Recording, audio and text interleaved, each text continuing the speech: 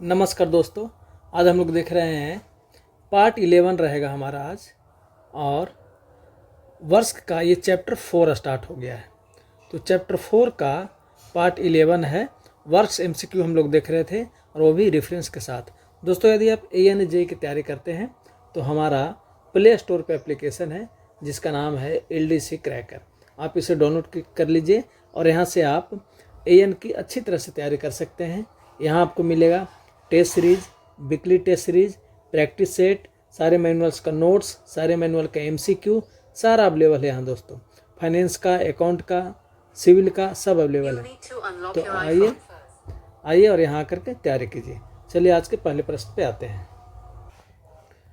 पहला प्रश्न है, कह रहा है on what basis are recommended amenities determined at station. Hindi में समझते हैं इसको।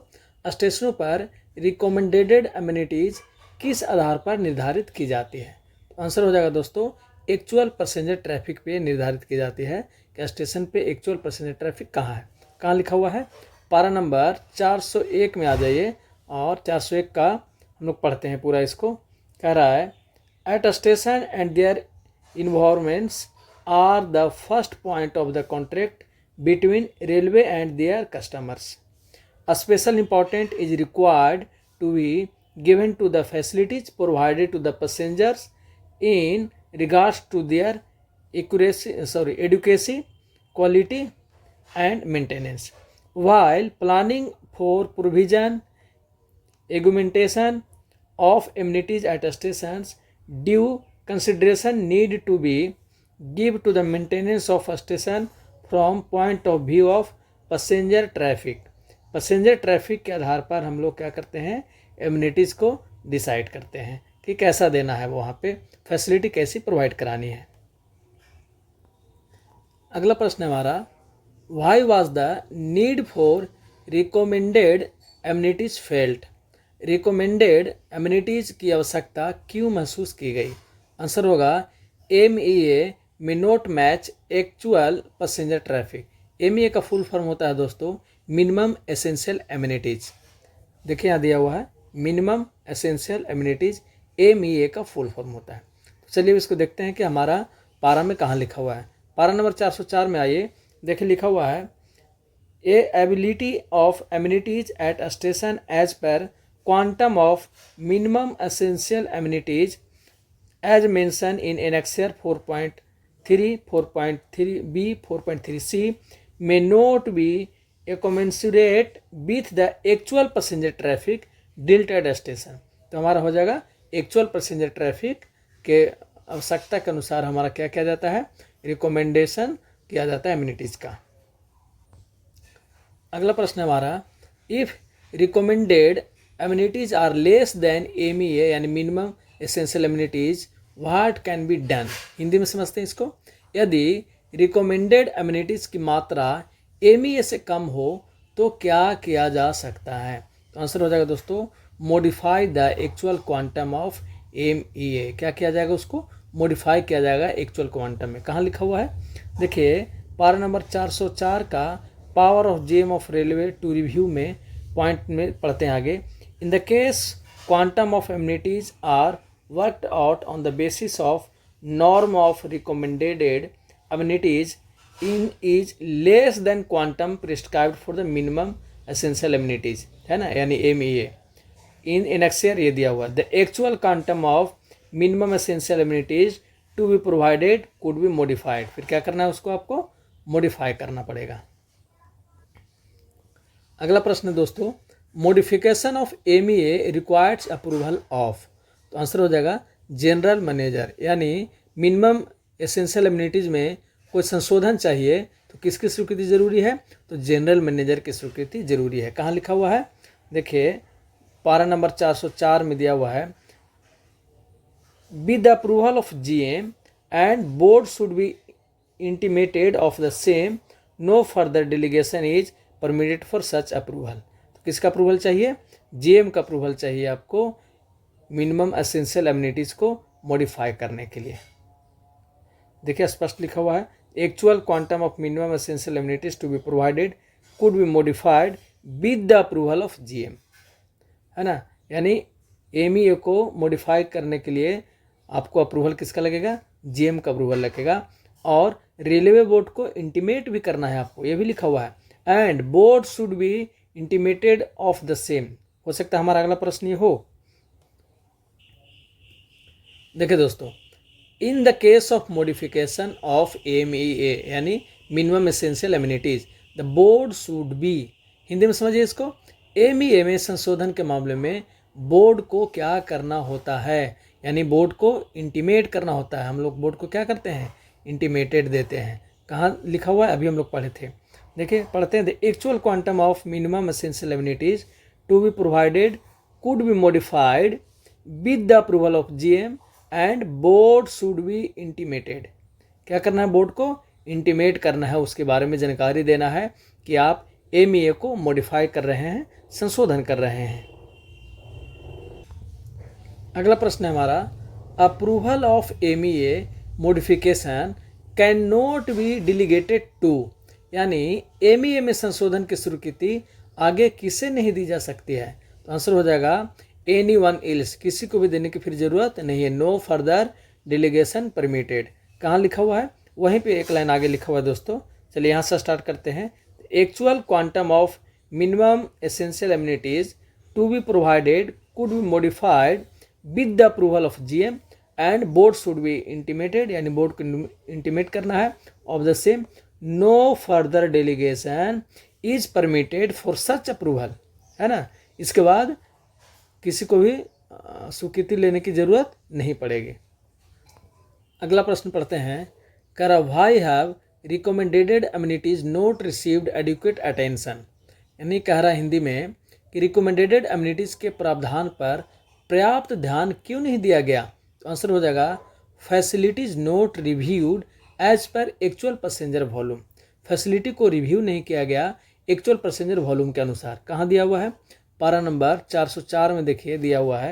यहाँ पे पढ़ते हैं, provision of recommended level of amenities at station which is parameter of adequacy of the scale of amenities provided as per actual passenger volume has not received adequate attention, है ना। Railway should be review of the existing facilities vice versa requirements for the recommended amenities and a time bound action plan be made for augmenting shortfalls, है ना। इसका मतलब ये हुआ कि facility को रिव्यू नहीं किया गया पैसेंजर के ट्रैफिक वैल्यू के अनुसार, यानी वॉल्यूम के अनुसार। अगला प्रश्न है हमारा, what should be prepare to address shortfall in recommended amenities, यानी रिकमेंडेड एमिनिटीज में कमी होने पर क्या तैयार किया जाना चाहिए। तो आंसर हो जाएगा टाइम बाउंड एक्शन प्लान तैयार किया जाना चाहिए। कहाँ लिखा हुआ है, देखिए हमारा इसी लाइन में लिखा हुआ है, has not received adequate attention, railway should be review the existing facilities vice versa, requirement for recommended amenities and a time bound action plan be made for augmenting shortfall, है ना। आपको टाइम बाउंड एक्शन प्लान बनाना है इस case में और review करना है उसको। अगला प्रश्न हमारा, priority should be given to augment amenities up to which level, यानी नॉन सब अर्बन और सब अर्बन स्टेशन पर किस स्तर तक सुविधाएं बढ़ाने की प्राथमिकता दी जानी चाहिए। तो आंसर हो जाएगा रिकमेंडेड लेवल तक प्राथमिकता बढ़ाने की सुविधा दी जानी चाहिए। कहाँ लिखा हुआ है, देखिए पारा नंबर 408 में आ जाइए। लिखा हुआ है, minimum essential amenities should be provided first as per the scale all at all category of the station, thereafter priority should be given for augmenting amenities to recommended level. किस level तक, recommended level तक हो। कहाँ दिया देना है वो भी लिखा हुआ है, एट नॉन सब अर्बन एंड सब अर्बन कैटेगरी स्टेशंस, यानी एक्सक्लूडिंग है इसमें NSG 5 एंड NSG 6। अब NSG का फुल फॉर्म क्या होता है पर ये भी जान लीजिए दोस्तों। NSG का फुल फॉर्म होता है नॉन सब अर्बन ग्रुप, है ना। तो इसका ग्रुप बना हुआ है, तो ग्रुप में है क्या NSG 5 और NSG 6 है, वो क्या है इसमें एक्सक्लूडेड है, इसको छोड़ करके ये प्योरिटी देना है। देखिए दोस्तों, हमारा वही क्वेश्चन फिर है, समझने के लिए उसको लिए हैं। वाई आर NSG5 और NSG6 excluded from the purity, यानी NSG5 और NSG6 को प्राथमिकता सूची से क्यों बाहर रखा गया है? तो आंसर हो जाएगा they are excluded as per policy. Railway को पॉलिसी है कि इसको क्या करना है, NSG5 और NSG6 को बाहर रखना है। कहाँ लिखा हुआ है? देखिए, हमारा फिर से पढ़ते हैं। Priority should be given for the augmenting amenities to recommended level at non suburban और सबअर्बन कैटेगरी स्टेशन। छोड़ करके किसको? NSG5 और NSG6 को छोड़कर, यानी इसको हमको प्राथमिकता नहीं देना है। अगला प्रश्न है, जनरल एक्शन प्लान में प्रत्येक चरण के लिए क्या तय किया जाना चाहिए? What should be allocated to each phase of general action plan? Answer हो जाएगा टाइम फ्रेम जनरल एक्शन में क्या करना चाहिए? तय किया जाना चाहिए। उसका एक टाइम फ्रेम बन जाना चाहिए। कहाँ दिया हुआ है? पारा नंबर 408 का पॉइंट नंबर 5 पढ़िए। करा है keeping the normal allocation of funds under the plan head customer amenities, यानी प्लान हेड का नाम है customer amenities, in view a time frame be allocated to each phase of general action plan. General action plan के each phase में क्या होना चाहिए? Time frame एक बना होना चाहिए प्रत्येक चरण का, कि कैसे काम करना है आपको, किसके लिए? पैसेंजर एमिनिटीज के लिए या कस्टमर एमिनिटीज के लिए। अगला प्रश्न हमारा दोस्तों, कार्यों को किस क्रम में प्राथमिकता दी जानी चाहिए? यानी work should be prioritised in which order? Answer हो जाएगा पहले मिनिमम होगा, फिर रिकमेंडेड होगा, फिर डिजायरेबल होगा। कहाँ लिखा हुआ है? देखिए, पारा नंबर 408 का जो हेडलाइंस है हमारा, preparation of master plans planning for the passenger amenities work में पॉइंट नंबर 5 में आते हैं। पॉइंट नंबर 5 को यहाँ से पढ़ना स्टार्ट करते हैं। वर्क शुड बी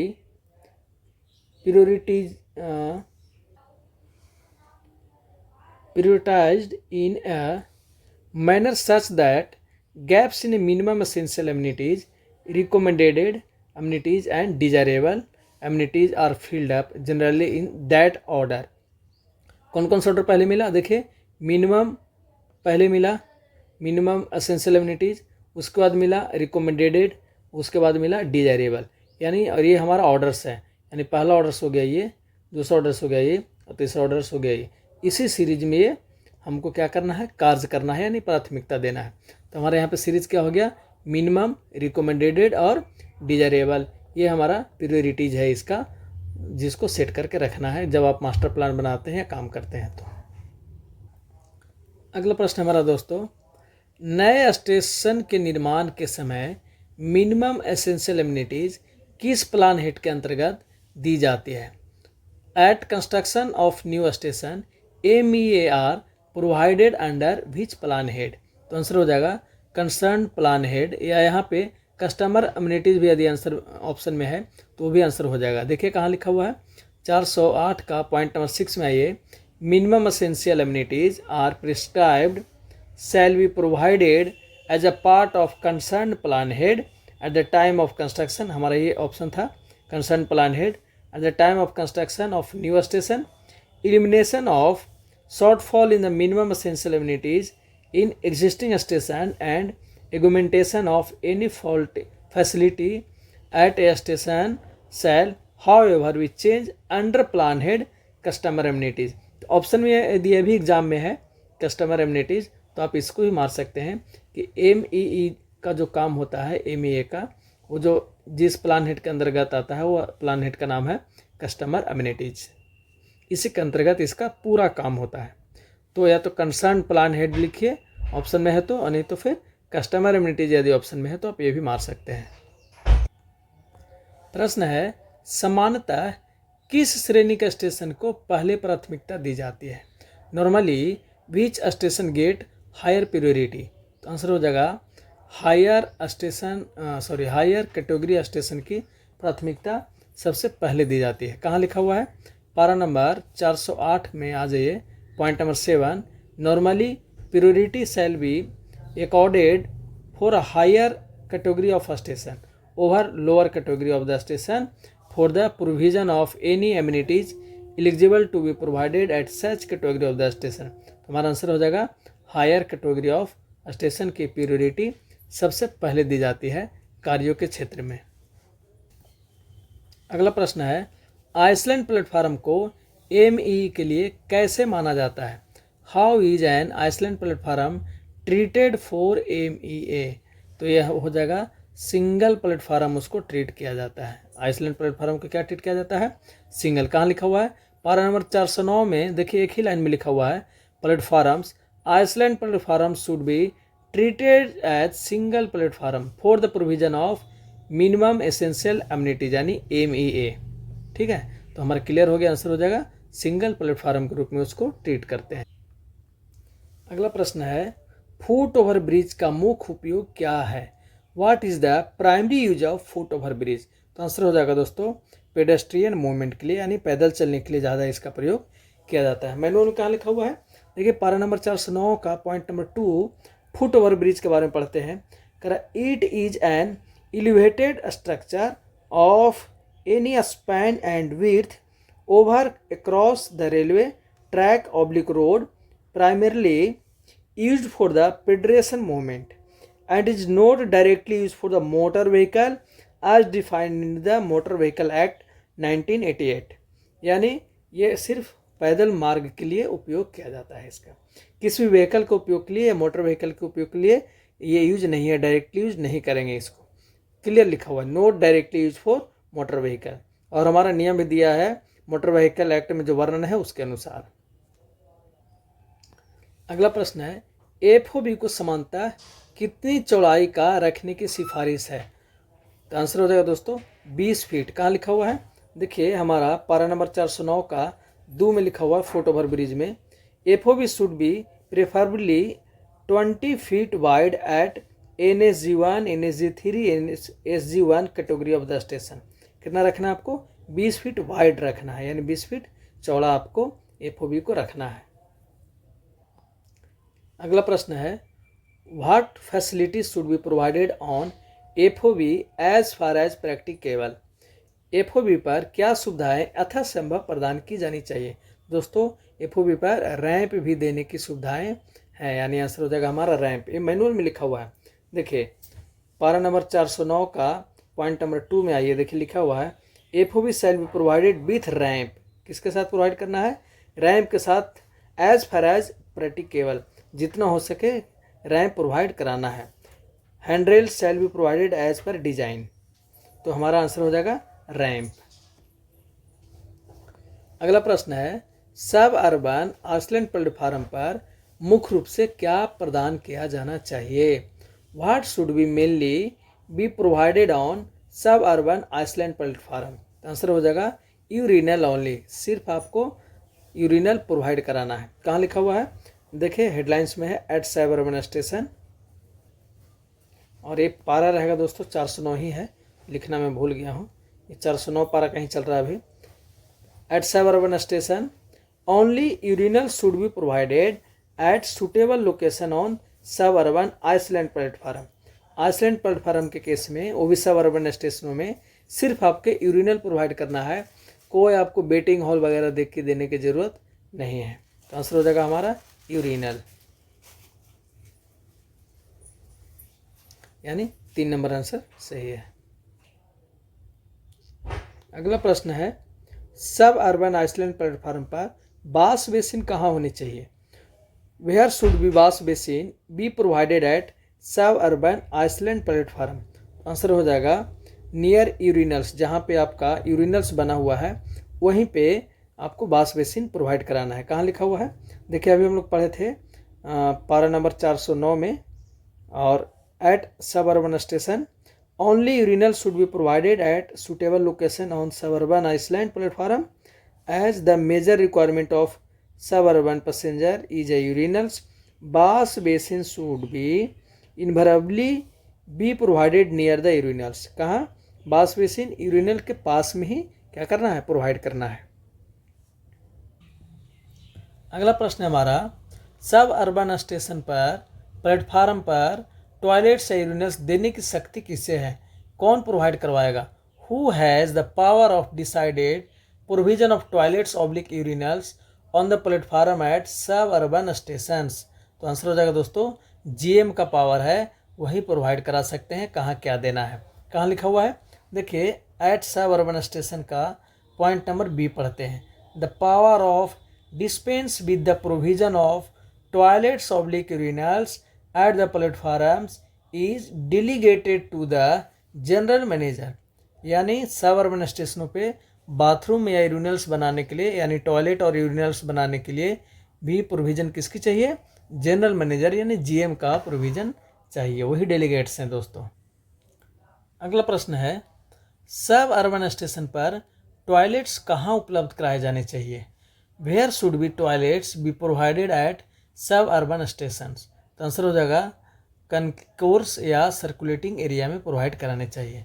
कहाँ दिया हुआ है, देखिए 409 पारा में ही 409 का सब अर्बन एरिया का पॉइंट नंबर सी में दिया हुआ है, toilet should be provided only in the concourse या circulating area of the suburban station. कहाँ प्रोवाइड करना है, कॉन्कोर्स या सर्कुलेटिंग एरिया में आपको प्रोवाइड कराना है। और ये होना चाहिए कैसा, तो देखिए आगे लिखा हुआ है पे and use toilet should be provided. कैसे प्रोवाइड करना है, पे and use toilet should be provided in the concourse या सर्कुलेटिंग एरिया, फिर लिख दिया एरिया ऑफ ऑल स्टेशंस। एक लाइन और इसमें है जो इंपॉर्टेंट है दोस्तों, देखिए लिखा हुआ है however at the station where provision of pay and use toilet is not feasible. यदि जहाँ संभव न हो पे एंड यूज प्रोवाइड कराने के लिए, वहाँ क्या लिखा हुआ है, departmentally operated toilets can be provided with the approval of DRM divisional revenue manager. यानी जहाँ पे एंड यूज की संभावना नहीं है, नहीं कर सकते, वहाँ डिपार्टमेंटली प्रोवाइड करना है और भी DRM के आदेश से। अगला प्रश्न है नन सब अर्बन यानी NSG1 से NSG4 स्टेशनों पर प्लेटफार्म पर यूरिनल्स देने की शक्ति किसे है? अभी हम लोग पढ़ रहे थे दोस्तों सब अर्बन स्टेशनों के बारे में, अब आगे हमारा पॉइंट नन सब अर्बन के बारे में कह रहा है। तो ये पावर जो है वो जनरल मैनेजर को है कि नन सब अर्बन एरिया में आपको यूरिनल्स देना है कि नहीं देना है। किसको पावर है, जीएम को। कहाँ लिखा हुआ है, देखिए at the non suburban station point number A पढ़ते हैं a power of provision of urinals instead of full toilets at the platform of NSG 1 to 4 category station is delegated to GM general manager के पास power है इसका।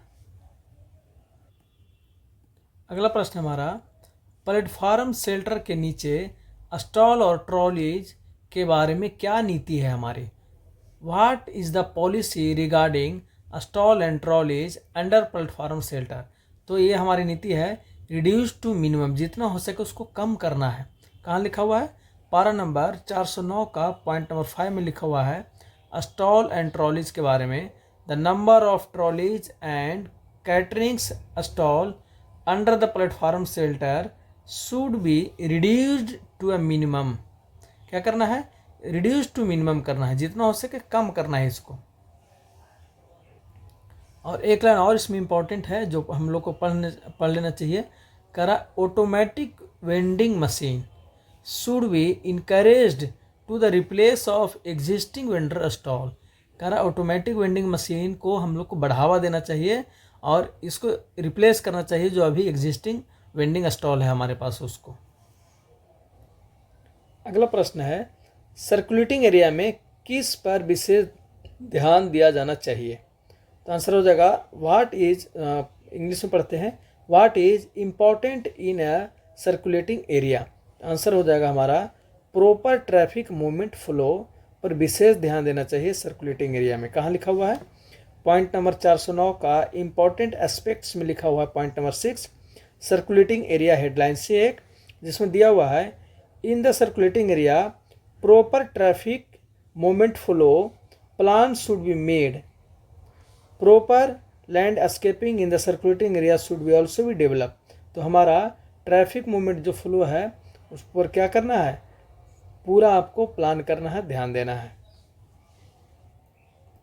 अगला प्रश्न है entry and exit planning का मुख्य उद्देश्य क्या है? Main purpose of entry and exit planning is, तो इसका मेन पर्पस है हमारा easy movement of the passenger, passenger का क्या हो, मूवमेंट ईजी हो, ऐसा हमारा एंट्रेंस और एग्जिस्ट दोनों बनाना चाहिए। कहाँ लिखा हुआ है, देखिए पारा नंबर 409 में 7 नंबर पॉइंट्स का एक टॉपिक ही है एंट्री एंड एग्जिस्ट। लिखा हुआ है proper planning is essential to facilitate easy movement of the passenger at the station. क्या हो, पैसेंजर का ईजी मूवमेंट हो, ऐसा आपको व्यवस्था करना है। अगला प्रश्न है हमारा, सब अर्बन स्टेशन पर कॉन्गेशन कम करने के लिए क्या किया जाना चाहिए। दोस्तों कॉन्गेशन या डिकॉन्गेस्ट जो होता है वो भीड़ कम करना होता है। तो देखते हैं इसमें, to reduce congestion at the suburban station what should be provided. Answer हो जाएगा सेपरेट एंट्री और एग्जिस्ट गेट आपको क्या करना है, बनाना है। हमारा मैनुअल में भी देखिए लिखा हुआ है, इन ऑर्डर टू, यहाँ से स्टार्ट कीजिए, इन ऑर्डर टू डिकॉन्गेस्ट, डिकॉन्गेस्ट का मतलब होता है भीड़ को दूर करना, जमाव को दूर करना। तो in order to decongest the entrance separate entry और exit gate should be provided at the station. Station पे क्या करना है आपको, सेपरेट एंट्री और सेपरेट एग्जिस्ट आपको प्रोवाइड कराना है। अगला प्रश्न है दोस्तों, मोबाइल और लैपटॉप चार्जिंग के लिए किस प्रकार की सॉकेट की व्यवस्था होनी चाहिए। What should B socket should be provided for mobile और लैपटॉप चार्जिंग। तो आंसर हो जाएगा 5 पिन वाला, 5 एम्पियर वाला और 230 वोल्ट वाला सॉकेट आपको क्या करना है, प्रोवाइड कराना है स्टेशनों पे, वेटिंग हॉल में, ये सारी जगहों पर। कहाँ लिखा हुआ है मैनुअल में, देखिए पारा नंबर 409 में इंपॉर्टेंट एसेट्स में ही लिखा हुआ है, एस्पेक्ट्स में पॉइंट नंबर 9 आ जाइए। कर मोबाइल एंड लैपटॉप चार्जर, कर 5 pin, 5 amperes and 230 volt, railway approved है, रेलवे से अप्रूव्ड किया हुआ होना चाहिए। Sockets for mobiles and laptop charging shall be provided in adequate number at the refreshment room and waiting hall rooms. कहाँ provide करना है आपको, रिफ्रेशमेंट रूम में और वेटिंग रूम में, ये सारी चीज़ें प्रोवाइड कराना है आपको। अगला प्रश्न है हमारा, NSG1 यानी नन सब अर्बन ग्रुप्स से NSG4 स्टेशनों पर एयर कूलर सिस्टम कब लगाया जाना चाहिए। When should air cooling be installed at NSG1 to NSG4 station. Answer हो जाएगा when natural ventilation is inadequate. जब नेचुरल वेंटिलेशन काम ना कर रहा हो तब आपको लगाना है। कहाँ लिखा हुआ है, देखिए पारा नंबर 409 का 10 नंबर पॉइंट में लिखा हुआ है, air cooler system at NSG 1 to 4 category stations where natural ventilation is not adequate, है ना। Air cooling system should be installed subject to the feasibility. तब आपको क्या करना है, एयर कूलर सिस्टम प्रोवाइड करानी है, यदि नेचुरल वेंटिलेशन नहीं मिल रहा है तब। अगला प्रश्न हमारा दोस्तों, सभी श्रेणी के स्टेशनों पर डस्टबिन के बारे में क्या निर्देश है। What is the instruction regarding dustbin at all station. तो आंसर हो जाएगा दोस्तों adequate number of standard dustbin होना चाहिए, और वो भी इसकी दूरी है दोस्तों 50 मीटर पर होनी चाहिए कम से कम, यानी 2 डस्टबिनों के बीच की दूरी 50 मीटर। ये हमारे मैनुअल में भी लिखा हुआ है। चलिए आगे पढ़ते हैं, देखते हैं। देखिए पारा नंबर 409 का पॉइंट नंबर 13 में आइए, डस्टबिन के केस में पढ़ते हैं। Adequate number of uniformly design standard dustbin should be provided. यहाँ एक चीज़ ध्यान देने वाली बात है दोस्तों कि लिखा हुआ है provided eight all station category of the station, है ना, यानी हर एक प्रकार के स्टेशनों में, चाहे वो स्टेशन जैसा भी हो, जिस लेवल का हो, वहाँ आपको क्या करना है, डस्टबिन प्रोवाइड करना है। और आगे पढ़ते हैं, इसमें देखिए इंपॉर्टेंट लाइन है आगे, देखिए यहाँ से पढ़ते हैं। At NSG 1 to 5 SG 1 to HG 1 category of the stations dustbin should be provided at the regular spacing of 50 metre on each platform. वो कौन सा स्टेशनों में, ये 3 प्रकार के जो स्टेशन आपको लिखा हुआ है ऊपर, सिर्फ इस स्टेशन की बात कर रहा है वो, कि इस स्टेशनों में 50 मीटर के इंटरवल में आपको प्रोवाइड कराना है डस्टबिन। अगला प्रश्न है, स्टेशन को अन्य परिवहन साधनों से क्यों जोड़ा जाना चाहिए। Why should station be integrated with other transport mode. तो आंसर हो जाएगा due to smooth passenger transition के लिए जोड़ा जाना चाहिए। कहाँ लिखा हुआ है, देखिए पारा नंबर 409 का पॉइंट नंबर 14 पढ़ते हैं। कह रहा the railway station shall be as far as possible integrated for a smooth transition with the other mode of transport. Clear लिखा हुआ है, तो आंसर हो जाएगा हमारा स्मूथ पैसेंजर ट्रांजिशन के लिए जोड़ा जाना चाहिए। दोस्तों मैं आपको रिमाइंड करा दूं कि हमारा वीकली टेस्ट चालू है ईएन का, और आप यदि टेस्ट देना चाहते हैं तो 31/1/2026 को जो टेस्ट होने वाला है वो हो जाएगा ब्रिज का टेस्ट, और ये फाइनल टेस्ट है यानी लास्ट टेस्ट है ब्रिज का। और इसमें चैप्टर रहेगा 10 से 14 तक, क्योंकि लास्ट में जो चैप्टर है दोस्तों बहुत छोटा छोटा है, इसमें 11 थोड़ा सा इंपॉर्टेंट है। तो आप 10 से 14 तक पढ़ के आइए और 31 तारीख को टेस्ट दीजिए। फिर अगला जो हमारा टेस्ट होगा वो 1 फरवरी को टेस्ट होगा, यानी 1/2/2026 को जो टेस्ट होने वाला है वो पीवे का टेस्ट होने वाला है, और ये रहेगा चैप्टर 4 यानी कर्व और टर्नआउट से पूरा प्रश्न रहेगा दोस्तों। फिर अगला टेस्ट जो हमारा होने वाला है वो 3 तारीख को होने वाला है, यानी 3 फरवरी 2026 को जो टेस्ट होगी वो टेस्ट होगी स्ट्रेंथ ऑफ मटेरियल के, यानी ASOM का टेस्ट होने वाला है। स्ट्रेंथ ऑफ मटेरियल का एक टॉपिक है सिर्फ यही, तो आप इसका तैयारी करके आइए और इसका टेस्ट दीजिए। फिर अगला जो हमारा टेस्ट होने वाला है दोस्तों वो 5 तारीख को होने वाला है। 5/2/2026 को जो टेस्ट होगा वो GCC पार्ट 1 टेस्ट होने वाला है, सॉरी पार्ट 2 टेस्ट होने वाला है। पार्ट 1 हो गया दोस्तों, पार्ट 1 का जो टेस्ट है वो 29/1/2026 को टेस्ट हुआ है। आप नहीं दिए हैं तो एप्लीकेशन पर अवेलेबल है, वहाँ जाकर दे सकते हैं, फिर आप पार्ट 2 दीजिएगा। फिर 7 तारीख को जो टेस्ट होगा वो 7/2/2026 को जो टेस्ट होने वाला है वो होने वाला है हमारा वर्ष का टेस्ट होगा, और वो भी चैप्टर 2 होगा दोस्तों। तो इस प्रकार हमारा शेड्यूल है, आप दीजिए एग्ज़ाम और अच्छा नंबर लाने की कोशिश कीजिए। चलिए अगले प्रश्न पे आते हैं। अगला प्रश्न नंबर दोस्तों, दिव्यांगजन के लिए स्टेशन की एंट्री और एग्जिट कैसी होनी चाहिए। How should station entry and exit be for दिव्यांगजन। तो आंसर हो जाएगा दोस्तों एक्सेसिबल होना चाहिए।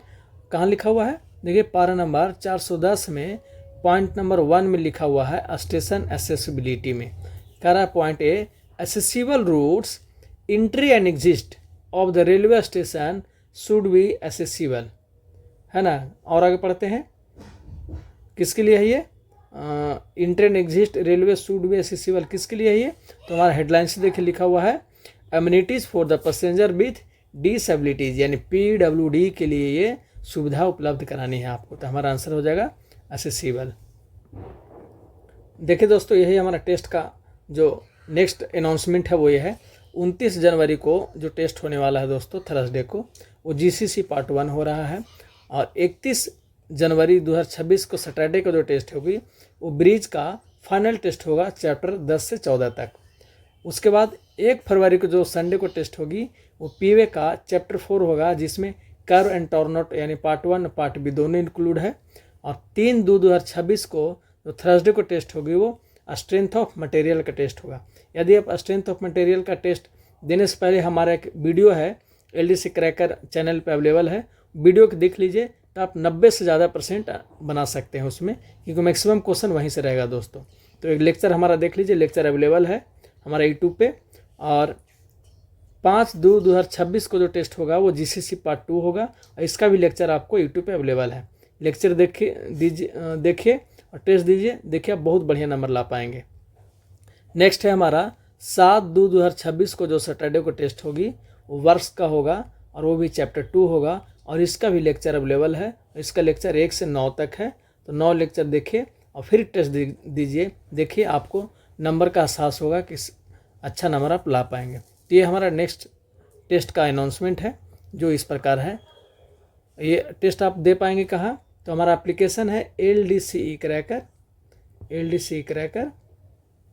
ये प्ले स्टोर पे उपलब्ध है, वहाँ से डाउनलोड कीजिए और जाकर के वहाँ टेस्ट दीजिए। वीडियो देखने के लिए बहुत बहुत धन्यवाद दोस्तों।